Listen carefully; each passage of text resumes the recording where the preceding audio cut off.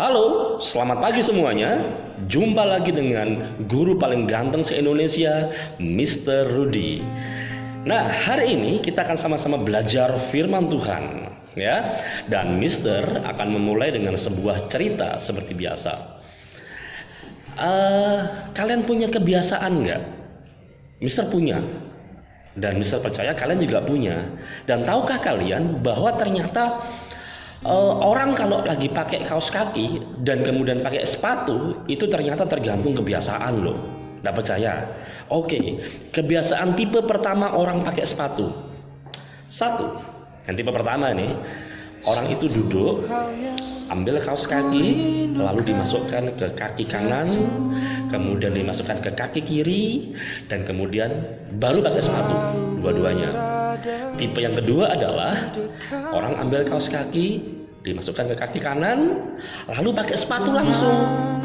Ambil kaos kaki kedua, masukkan kaki kiri, dan juga lalu sepatu lagi. Nah, ada dua tipe kebiasaan orang dalam bersepatu.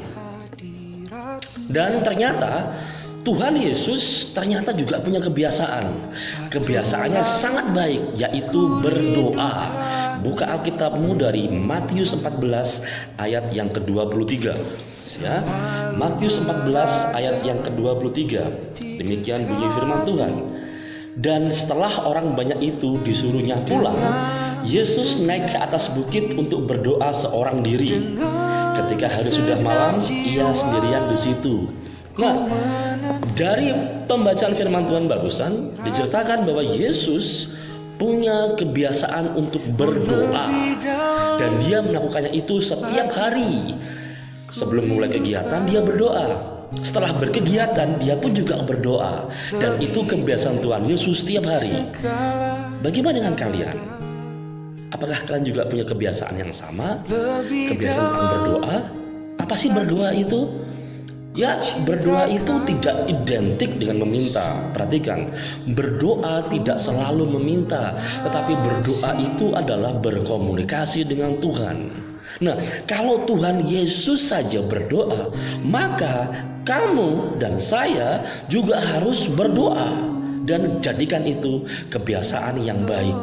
Sama seperti orang yang pakai sepatu dan kaos kaki tadi.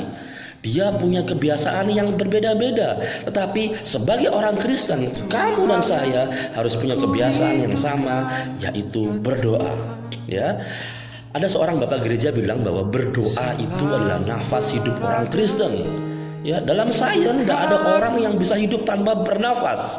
Nah, kalau doa itu sama dengan nafas, maka sebaiknya kita semua punya kebiasaan yang sama, yaitu berdoa. Nah, yang pertama adalah berdoa.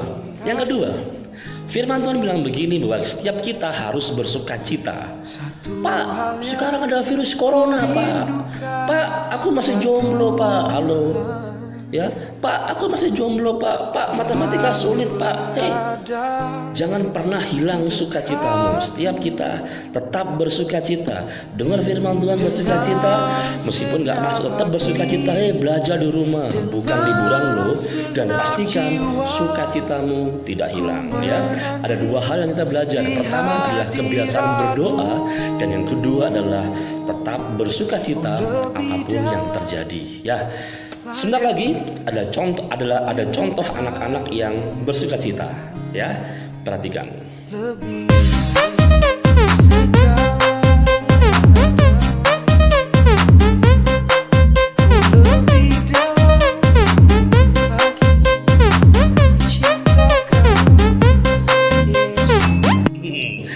Nah, bagaimana? Ya, firman Tuhan pada hari ini. Jadikan firman Tuhan rema dalam hatimu, simpan dalam hati, berdoa supaya kita punya kekuatan untuk bisa mengaplikasikannya dalam kehidupan kita sehari-hari. Berdoa dan bersukacita. Sampai jumpa besok. Tuhan Yesus memberkati.